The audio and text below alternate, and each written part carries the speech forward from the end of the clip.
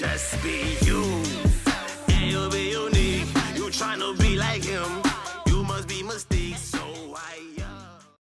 Hello, my family.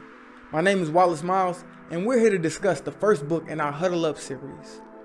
Early in October, we posted that we would be reading The Alchemist by Paulo Coelho. When I used to play football, after every practice, the head coach would call everybody in to impart his final words and give a recap of the day. Well, that's what we want to do with the book. Information is the key to growing your awareness in this life. And what I've found is that the most consistent media to seek out and receive the information, the knowledge to grow, is found in books. But sometimes we have to slow down just enough to hear what the storytellers of this world have to tell us. You know the saying, the more you know, the more you grow? Yeah, that's real. And with that being said, I sat down with a good friend of mine, Vernon Brown, to discuss what The Alchemist and Paulo Coelho brought to the table. So without further ado, huddle up. So today, to recap over the month of October, we said we were going to go through the book, The Alchemist by Paulo Coelho. This book, to me, I read it about 4 years ago, the first time. And for anybody that's on a journey to a dream, a goal, pursuit of just happiness, honestly, in this world, to me, that book struck my heart. And I've kind of tried to use those principles. And every time I read it, I feel like I get deeper and I learn a little bit more. But this is Vernon Brown. He is a really good friend. He's an entrepreneurial genius. Father of soon to be two. He's got one on the way, married to a beautiful wife, Desiree. And I asked him to read so we can join and talk about how this book affected him, his perspective, and hopefully entice some of our listeners to want to read. Or maybe not. Maybe Vernon says, no, this is awful. I might say it's garbage. You don't know. You're right. You're right. But I would like to dive in and get a genuine perspective. And that's the whole point of this, is just to get a perspective on what Paulo Coelho thought would be enticing or enlightening for us down the line who read his book. So, Vernon, my first question to you, and I'll probably jump in and answer the question as well, is what were your impressions before you even read the book? Like the name, The Alchemist. I gave you a little brief synopsis, but what was your expectation? Man, you said, all right, we're going to talk about The Alchemist. And I was like, what the heck is this? And I ended up listening to it on Audible versus buying the actual book. So I didn't have like the benefit of reading the back of the cover or reading a little prologue or anything. Like first chapter just dropped me in. And so it was kind of interesting because like reading it with no prior understanding of what it was going to be outside of, what you said is, and that it's going to just be a journey. It's like, well, that didn't help. You're welcome. I came in like not knowing what to expect, and yeah, I mean, just it almost. I think it kind of speaks to the journey even more, because like when we talk about our lives, like no matter what we major in college, no matter what things we're super interested in, you don't know where the heck this life is going to go. And so like even as I was reading it, like the first chapter or the first few pages or whatever, it was like you were looking for clues, you were looking for hints, trying to figure out where this thing was going. And you had no idea where it was going. But I kind of feel like that's where a lot of people are, like trying to find, oh, well, this happened to me. Maybe I'm supposed to do this, or maybe I'm supposed to do that. But yeah, it was interesting just kind of coming in cold like that. I said that's real how you interpret just the initial first chapter, because that's life. Like, his life is coming, but I don't know where I'm going. Half the time, I don't know what I want to do, but I got to do this thing called life. Yeah. And I feel like the book really kind of helps you think through, and then the action it calls is immense to me. And that's what really triggered me about 4 years ago when I read it. What did you think about the main character? He was a young boy, a young shepherd who left his family, who he could have had a nice life set up, but he wanted to go journey the world, and he decided to be a shepherd, and that was his way out. What did you think about it? Honestly, I envy him so much. Like, from where I sit, I can do a lot of things. I feel like I've done a few things in my career, but I feel like life would be so much easier if there was one thing that I just wanted to do. And so for him, it was like he wanted to go see the world, and it was so important to him that he dropped everything and went after it. And I'm like, for people who have the benefit of knowing this is what I want to do above anything else, I think that's like an amazing gift, because it, you know, it's something that you can drive, you can focus on, versus, you know, out here floundering trying to figure out, you know, what's my quote unquote purpose, what's my quote unquote vision for my life, and being able to go in whatever direction you want. That's kind of how I feel. Like I read it and I was like, dang, my man is free. Like I thought about all the responsibilities that I have. I mean, all of them are self-imposed, but it was me thinking that's what I was supposed to do. My man just said, no, this is what I want to do. Let me go walk some sheep around and see new places. Like, I mean, and just the simplicity of it is like, it's mind-boggling. Like, this is what I want to do. Why? I want to go see the world. Why? Because I ain't seen it before. And I'm just going to put everything I have and like take up this whole new lifestyle because I want to. Like, how many people want to travel and see the world, but, you know, they have all these kids, they lock themselves into this 9-to-5 day job, and they'll never have a chance to do it. Like, what would it be like to be like, you know what? F all this. I'm going to just go do what I want to do. Like, I feel like that's the dream. Yo, this is actually a brief little quick segue. I have two friends who, like, they just left their job. Like, they said, you know what? We want to travel before we settle down and have kids, get a house. We want to travel. They left their jobs and went out for 6 months and just traveled the world. And honestly, they were going to go for 1.5 years, but coronavirus, which is a real thing, hit. Yeah. And it brought them back home. But I was like, man, I told them, like, this is what our ancestors dreamed of, the freedom to do that. And for this young man, go ahead.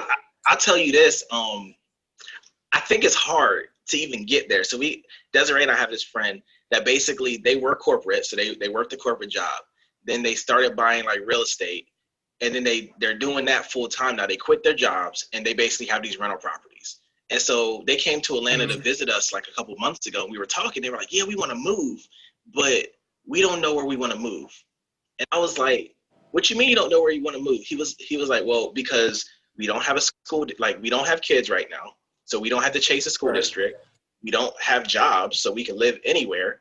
Like, so when you can live anywhere and literally do anything, how do you search for that? Because it's just, I can be anywhere. And it's just like, I don't think our minds or society is set up for that level of freedom.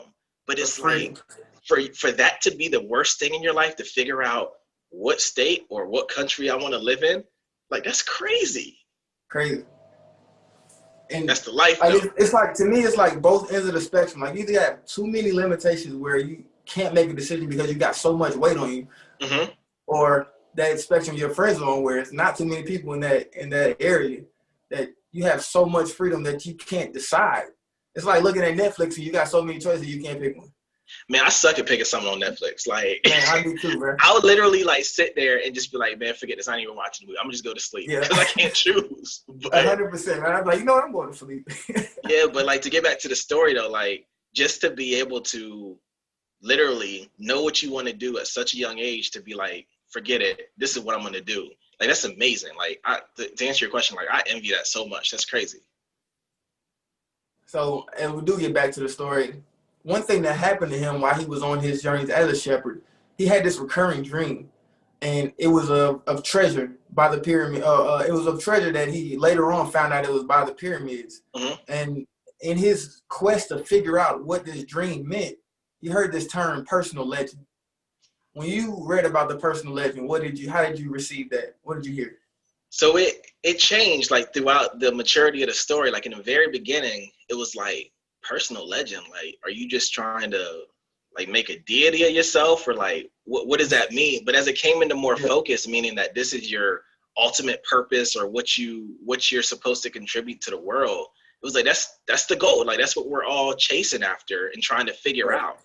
And, you know, I think a lot of people in that story would think, oh, traveling the world is it, because he had to give up everything to go do that. But it's like, traveling the world is just a breadcrumb. And then meeting these people are just breadcrumbs. And it kind of just makes you think about the fact that, you know, we can go through life absent-minded and just be upset of being tossed from one place to the next where life takes us. Or if you want to live life more actively, you could like take the approach he did or he learned to and say, everything is putting me in a specific place for a specific reason.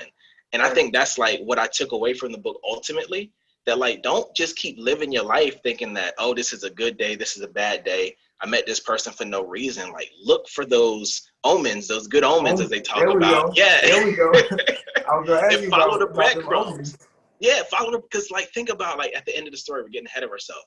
But like he dug in the sand for a minute and it wasn't there. And if he was just like, man, this whole thing was for naught, he would have missed it and would have been that close to it. He dug in the sand and nothing was there, and he got beat almost to death. And got beat up, man. And was still able to. I might be like, I chucked the deuces. I'm out of here, man. I'm mad at the world for the rest of my life. I'm good. Like, I'm good. That's all I need. But he saw something in that actually led him to the treasure. So I listened to that like over and over and over, trying to catch that. What did you get from that point?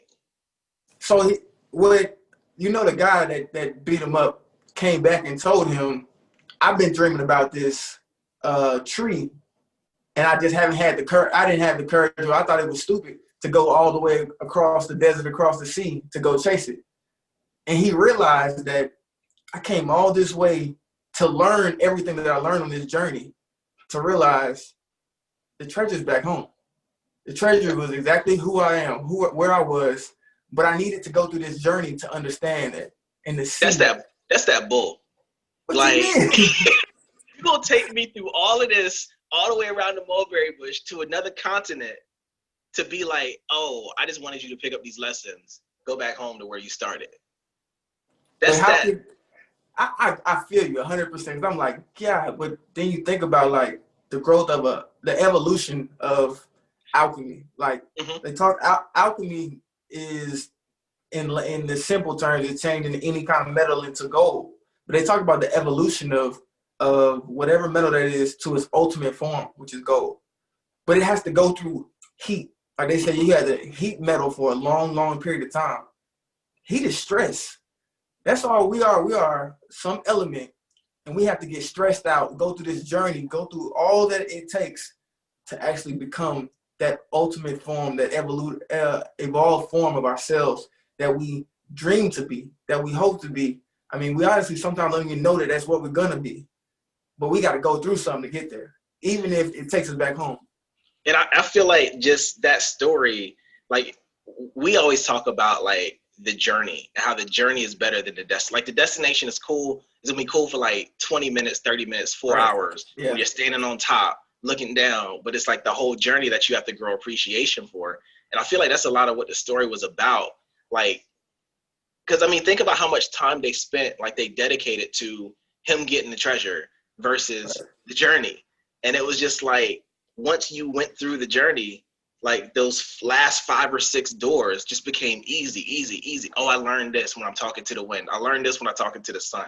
I learned this when I'm talking to the creator. Like it just, you can't skip the process is the net of it. Like you got to go through the process, but it's so crazy when you think about it taking you full circle, sometimes back to where you began. I think about like the beginning of his journey when he was excited to go across the sea and get to a new land and start his journey to go to the pyramids. That's what he found out he had to go. And then day one, he gets robbed. Like day one, I had this great idea. I want to do it. I'm about to put everything together. I put all that I've gained into it. And then day one, they take it all away. But ain't that life though? Like exactly. Like I feel like you get beginner's luck. Like you get it just give you a little bit to keep you going.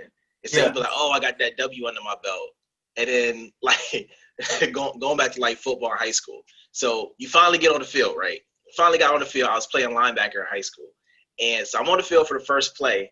And I don't even remember what the team called, probably because I got hit so hard. But so I'm sitting there, I'm watching the running back because that was my job. Middle linebacker, I'm going to watch the running back and I'm going to shadow where he goes.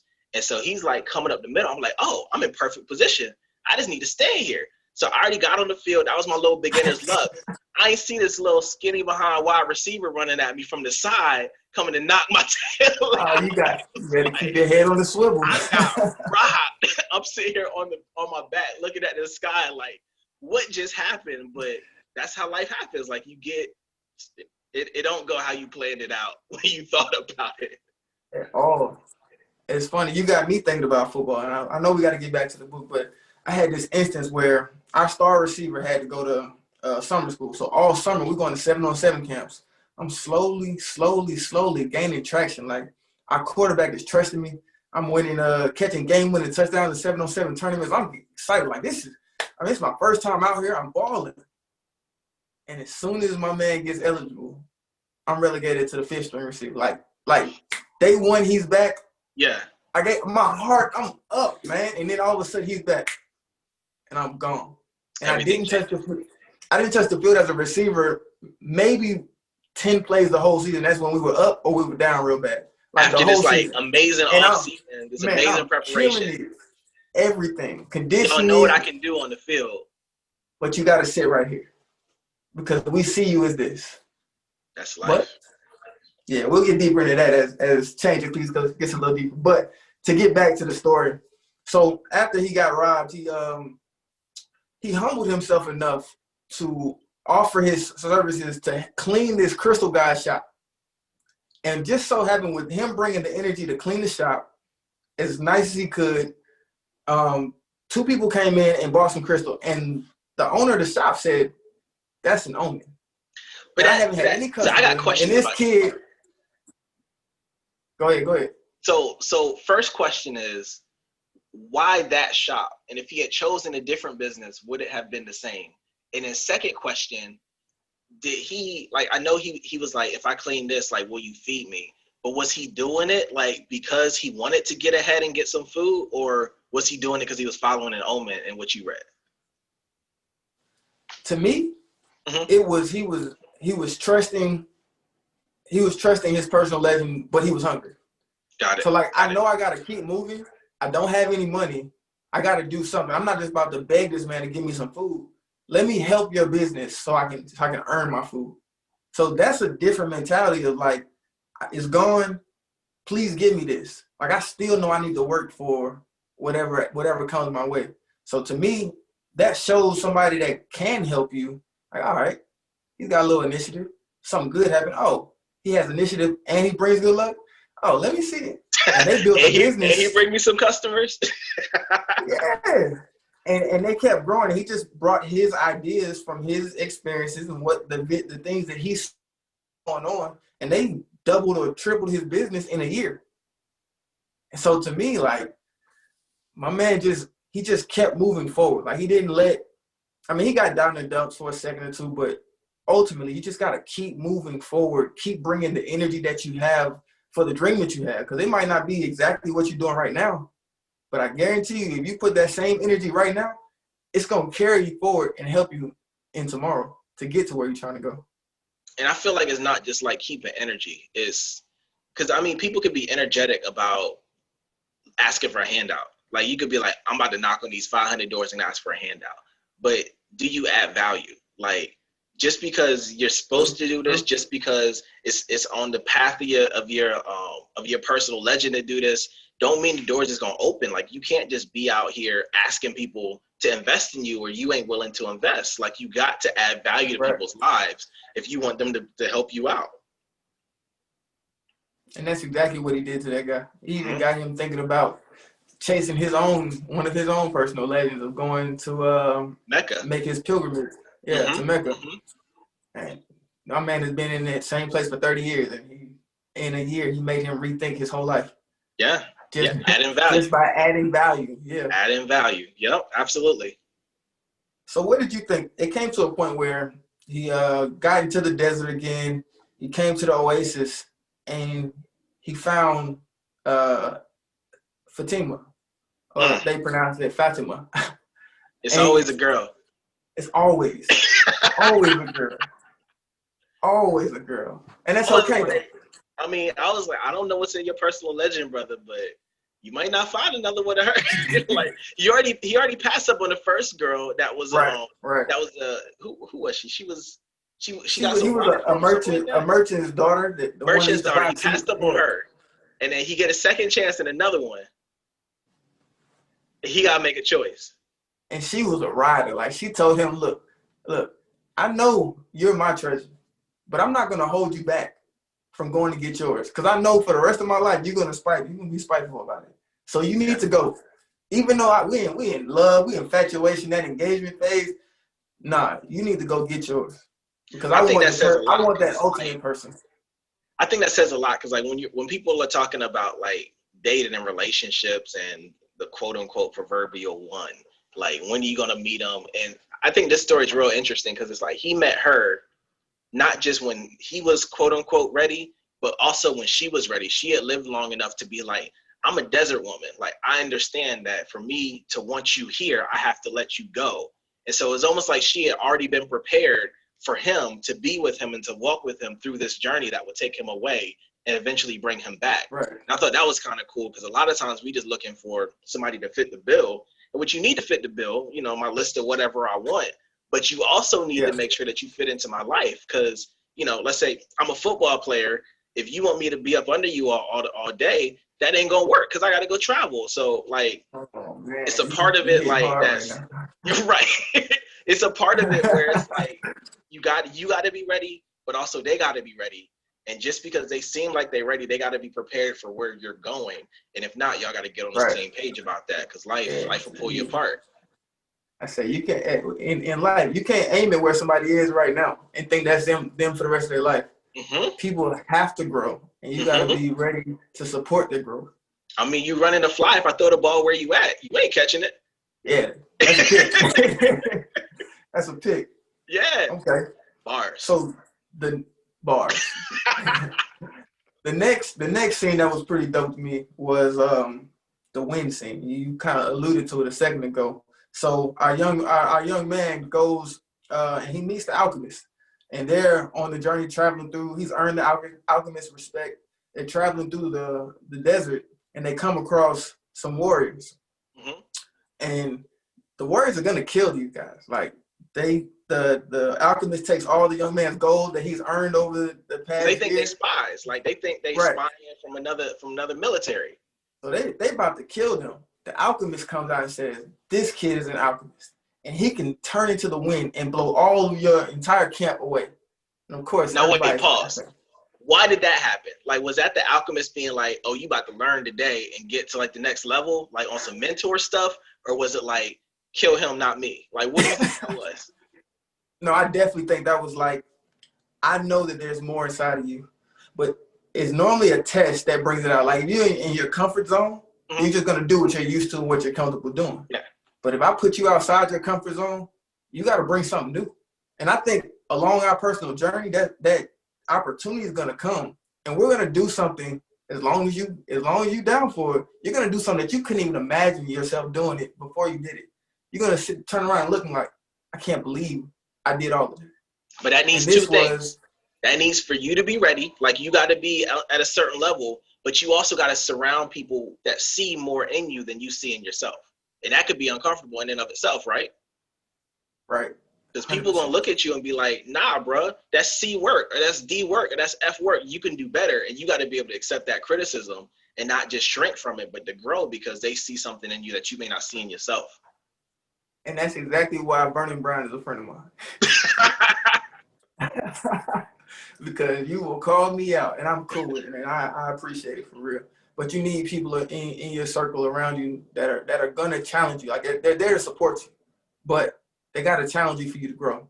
Exactly. If they're not challenging you to grow, you might have outgrown them already. So they about to kill these two guys, and the alchemist is like, he's an alchemist. He gonna disappear into the wind or turn into the wind. Like, he gonna turn into the wind. Yeah, something that he couldn't fathom. He couldn't even understand. But he questioned himself. He did. He didn't think he could do it. Mm-hmm. But he went out and sat down and just thought through it. And for him to go out and sit down and think about it, he started a conversation in his head with the wind. Then he started a conversation with the sun. And then they talked about the hand of God. Like, it took him down a whole journey where eventually the wind started blowing. Yep. To blot out the sun. And that energy blew all that whole camp away, and everybody was amazed, except for that one man who truly believed in God. Yep. And honestly, as much as people want to fight it, you got to. But I feel like, and I don't know, like if you were the kid at that time, like I don't even know if he felt like he had achieved turning into the wind. Like I feel like he was still looking for that answer, whereas the question he was trying to answer was already answered in everybody else's eye. Like the other people in the camp were like, that dude just turned into the wind, and he didn't even realize he did what they were trying to get him to do because he was so focused on the goal at hand. It's like when other people looked at it, they didn't even recognize it. What he did realize though was everything was blown away. Right. That was undeniable. Right. What happened, how it happened, he honestly probably couldn't tell you, but the result was there. There's one nugget you skipped over that I thought, like I actually wrote it down. I thought it was amazing. So the Alchemist and this dude is riding on the horse, and they get stopped by some people, and the people like start searching their bags, and they start searching the Alchemist bag. He has like all these like amazing like trinkets and stuff, and so they're like, "What is this?" And he's like, "This is like," and I'm a paraphrase it, but he's like, "This is like the power of life and death. Like this is like the power of ultimate wealth. This is like the most amazing thing you've ever seen." And the guys look at him, laugh, give it back, and be like, "You can go on your way." And then the kid asked him, "Why did you tell him to do this?" And he was like, "If ever you explain, if you tell people who you are or the true purpose that's within you, 9 times out of 10 they won't believe you." And it was just like, no matter what you're trying to do, if it's your goal and it's like your personal legend, you tell somebody about that, like a lot of times the vision is too big for anyone outside of yourself and a select few to even catch that. And I feel like he's on such a high level because honestly, if you're at the bottom of your start and you tell somebody, "I got this vision, I want to do this, it's amazing, this is what it is," and somebody laughs at you, it kind of hurts. Mm-hmm. But he's on this level, like he's so confident in what he believes that this is what's gonna happen. This is what it is. It's amazing, and you don't believe it? Cool. I don't expect you to. You don't think where I'm at. I'm trying to get to that level where, you laugh at change at least it's gonna be something special. If it don't matter, right? I'm cool. And I just wonder how people get there. Because I mean, I think a lot of people get there after so many failures because they've been like taught that other people don't have to believe. But like, how amazing would we be if like we could listen to some like OG somewhere tell us this story and be like, I'm gonna be that, and like literally not care if somebody else is on the same page. Like, think about the power. I think about my son, and it's like, what happens if like you grew up and all you knew was I can do anything? Like I know we talk about it, but like, what happens if you really believe that? If you really believe like, I don't care what you think, I know I can do it. That's all that matters. Like, how much farther will we be as people if like we really could internalize that and make that real? I think that's kind of the part of the magic of this book is like it's telling you that. Is letting you know. I mean, a lot of billions of people might not have ever heard this, but this book is telling you that you can do whatever your heart feels like is for it. Like, don't allow anybody, anything, any instance to deter you. All of it is working for you to get to where you need to be. Just see it. And what happens if you don't go after it? That was in there too. That was a rough pill to swallow. I mean, I feel like the way that they described it is like a decision. Do you want to be content, or do you want to live your best life? Because there was a guy who was very affluent. He had a good company. I mean, a good business, but he never chased what he wanted, and it was all over his face that, I'm good. I don't want for anything, but I never went after my heart. I'm just here because it works. It's honestly a decision you want to make. Do you want to go out and find the greatest gold version of you, or do you want to just be content? And it's cool. Just understand what you're setting yourself up for the rest of your life. And I think they walked through it well. They were like, you don't have to go for it now, but like in 2 years or a year, it's gonna come back, and you're gonna make another decision, and it's going to come back. You're going to make another decision, but eventually you're going to want to do it and no longer be able to do it. And I feel like that's like the trick of age. Like when we're young, we think we could do anything. We want to go out there, conquer the world. But as we get older and life starts holding us back, and all of these things that happen that we don't think we can change, eventually you get to a point where it's like, I can't even do it if I wanted to, because I'm 2 years from retirement, or I got this lined up, or I got that lined up, or I'm paying for college or something. And it's like, we just get so weight over here. Yeah, we just get so like held down by our lives. And not to say our lives are bad. Like it could be a great life, but it's like, do you want more for yourself? Do you want an amazing life, or just a regular middle class kind of cool life? Like, what are you okay with? Man, that's one of them look in the mirror conversations that we all have to have. And it's hard, like, to sit there and be like, looking at yourself when you're 30, 40, 50 and be like, am I where I want to be? And if not, which is the even harder question, who can I blame? Because when you looking in the mirror, you ain't looking in the mirror with your wife standing next to you, or your mama or your dad standing next to you. It's just you and you. And so, like, that's a tough pill to swallow, to be like, I decided. You can't lie to you. Yeah, I chose to be here right now. Like, I chose not to go after that. Right.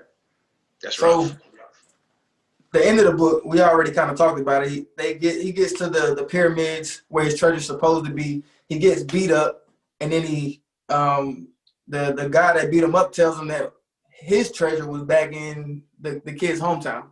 And he goes back, he finds the treasure. Well, how did you take the ending? It was a roller coaster for me, because like at first it's like he got to the pyramid and he realizes how amazing the pyramid is, and just being a destination. Like somebody previously in the book and said, you can build this in your backyard. He was like, nah. Bro, I can't build that. So then you're like on this high, and then you start digging, and it's like you find a bug that tells you like you're close. No, first you cry, which is like the first sign. Then you find a bug, that's the second sign. You're like, I'm about to shovel, I'm about to like hit something hard, and we about to be loaded, go to Vegas. Them omens were real. Yeah, and then it's like, nah, you ain't find it, now you tired, and then you get beat up. And then you talking to this dude, like, why you half out your mind beat up? But it's like, if you're not still looking for what you thought you lost, like if you don't still sustain that what is it called? Like the pursuit of what your ultimate goal is, even when you're like beat up and like almost dead. Like dude was literally unconscious, but he was still pursuing his goal enough to listen to this guy talk about something seemingly unrelated and then still be able to make that connection. He was still pursuing his goal. Like that was just amazing to me, because like at some point you got to throw in the towel, you would think. But no, like he kept pursuing, kept looking, was like, oh, I just got my butt beat, but you gave me what I needed, and I'm about to go cash in on this money. Yep. So I think I learned exactly what I needed to from that butt whooping. And they always talk about like when stuff is the hardest, you're the closest to your goal. But that was really a good example of that, because you never know how close you are. So you have to keep going. You have to keep pushing until you eventually find it. But then I thought it was also weird too. Like once he was in the place, he was in the church, like he fell asleep. Like, dude, you here? Like, what you wasting time for? I said, you've been through all of this. You need to make this happen now. You never know what's gonna happen. Sleeping. I ain't sleeping before they change their mind. Like, I'm gonna get mine. That's the ending. But I do want to jump back into one story that was like a story within the story. Yeah. So before he gets onto his whirlwind adventure, he's talking to the great king. And the great king, before he leaves, he tells him this story about a servant who's told to carry oil throughout a great house and bring it back. So the servant goes and he comes back. He doesn't spill a drop of oil off his spoon. And the king asks him, did you see the great artwork? Did you see the jewelry? Did you see the paintings, the sculptures? And the servant says, no, I was focused on the oil. And then he tells him to go do it again. But this time, pay attention to the paintings, pay attention to the artwork, the jewelry. Servant does it, comes back. He doesn't have any oil. The secret to happiness was in that. What did you hear from it? Man, I heard all kind of conviction up in that. Like, for me, it's like, what I heard and what it meant to me was like, I can work so hard trying to get somewhere that I miss the splendor of the house. Like I can, like, so in real life, let's just get real, like real life, I could be up here in the office, plowing away, working on the businesses, doing this, doing that, trying to make this future happen for everybody. And then miss my kid growing up, or miss my wife and what she's going through at work, and miss like family and relationships and whatever like truly matters. And so that's what I heard. Like you're so focused on the task that you've been given, keeping the oil in the spoon, that you miss the treasures of everything around you. And then on the other hand, it's like, you know, if you were to flip that on its head, now I can be all about those things. Like we can literally have like the most amazing family ever, but be broke as I don't know what. I ain't trying to live that life either. So I think it's somewhere in the balance where you have to figure out what's important and balance it, but being being singularly focused on any one thing, you're gonna give up something of value no matter which way you go. So it was just a reminder to me to identify what you want your main thing to be, and you know, don't keep the main thing, but strike a balance so that you don't drop either one while you're enjoying or while you're living. Yeah, and that was, to paraphrase, the secret to happiness was being able to go on the journey and experience all there's to experience, but never lose focus of the oil of your goal. So that's something I definitely need to reel in and work on in my own life. So what's that look like in your life? Man, we're gonna go there. we gonna, hey, you said this in real talk. man, I got this vision of changing Cleats. I got this vision of impacting so many young people's lives. I mean, just people's lives where they can pretty much understand this story. That's my story.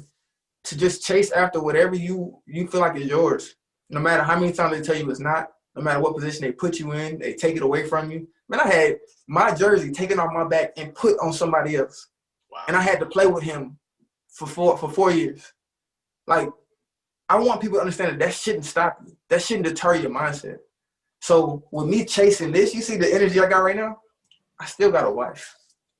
I still got a mother. I still got a father. I still got nephews and family. I still got friends. I got places that I want to go and see. I got to figure out a way to do all of those things and do this. So that's my challenge. So that's what it looks like in my life. Now, guess what? What does it look like in your life? You about to get random texts from me like in the middle of the night. Hey, don't drop the oil, bro. Hey, man. Hey, honestly, that's why I like people like you in my life, because I need that. I need that reminder, because it's so easy to get down into a tunnel where you're so focused on one thing. A time, a reminder, no problem, bro. Hit me anytime. But you're not gonna get out of it. What does it look like for Vernon Brown? Yeah. No, I mean, like I said, it's not getting so tunnel vision focused on trying to build what I think is a good life for us. Like, and then trying to even think about, like, even going back to how we started the conversation about the dude wanting to go travel the world. Like, what is that thing that I want? Like, it's so easy to say, oh, I want to be successful, or I want to have money. But you get more money, you buy a bigger house. The amount of disposable income you have is pretty much the same. You get more money, you buy a bigger house. So it's like, is your life really changing just because these walls are a little bit further apart or the roof is a little bit higher? Not really. So it's like, what is, like, his traveling? What is that for me? What does that look like? And then how do I reorient the life I built to pursue that while still, you know, keeping the main thing, like keeping the kids, keeping the wife, keeping all that stuff in the same place. And like I said, I don't think I found what that ultimate goal is. I think I'm getting a lot of omens, like even right now in this time, I think I'm getting a lot of omens tossed my way just in some of the things that people have asked me to do and how it's all kind of around the same thing. I'm a little scared of it, but but outside of that, I want to figure that out, because like step one is figuring it out. And then step two is running after it while staying focused on everything around you. And I feel like I'm still at step one trying to figure out where I need to put the focus. Because I focus on stuff, but that don't necessarily mean it's the right stuff. Like he was focused on being a shepherd for how many years? But that didn't necessarily get him closer to his goal. So I feel like it actually did, though. Well, because of money. It gave him that opportunity.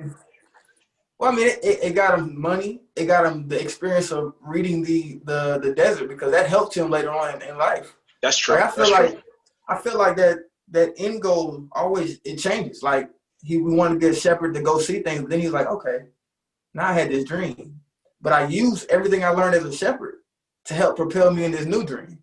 So I think him deciding to go chase being a shepherd or experiencing the world was his step one. He didn't even realize. I think another lesson in there too is like a lot of times we think, okay, if I'm an error on the side of focusing on what's going to get us in a better place, because I would rather us, like for my family, speak for myself, I'd rather us not be poor than for us to, experience some other things. Like, that's just me. And so I think one of the cool things about his journey with the sheep is that he wasn't so laser focused on growing these sheep and getting them as fat as they can, that he missed all the lessons that were in the beautiful halls around him. Like, he was still able to see that, oh, this sheep, I can parallel that and learn from that. Or, oh, I can learn from how I feed them. I can learn from these things. He wasn't so focused on that one thing that he ignored all the. When I see a hawk in the sky, I know something's coming. Yeah. He took those lessons, like, but if he like dug himself in, like I feel like we sometimes dig ourselves into work, dig ourselves into businesses, dig ourselves into whatever, that we're like, forget everything else. I'm gonna just do this for right now. I think it's like, it seems in today's time like it's beneficial, but because you're giving up your wide view of everything around you, you're missing more than you're gaining. And a lot of times the value of the experience is around you, not necessarily in what you're focused on.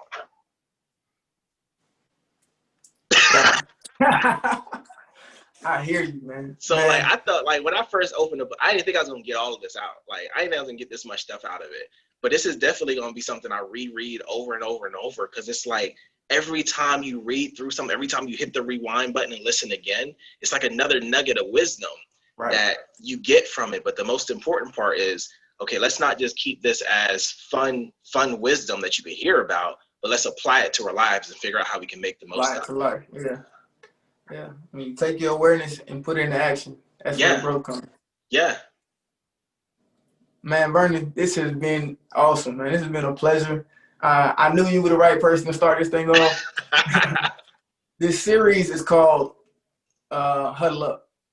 And at the end of all football practices, the coach was going to tell you something, give you some information. He tell you to come huddle up. So that's what we're trying to do here, is get people to come and gain some knowledge, experience, awareness. And the best way in this world right now is through books. Absolutely. So that's people's thoughts, their experiences written down for us to learn from. Like, so much wisdom is written down in places that it's not because you don't want to learn it. It's just because you don't want to pick up a book and read it that you don't have it. Like, in today's, like, with Audible and with physical books and Kindles and everything else, there's no excuse not to know something. Yeah. So, Vernon Brown, I truly appreciate you. I want everybody, tell everybody where they can find you at, honestly. Find me on Instagram. What you mean? I mean, you got this business, this photography business that's booming. I want them to know about it. All right. So find me on Instagram, Vernon Brown Photography. Been doing photography since like early 2000s. And yeah, come check us out. We do some good work, portraits, weddings, all of that kind of stuff. I enjoy it.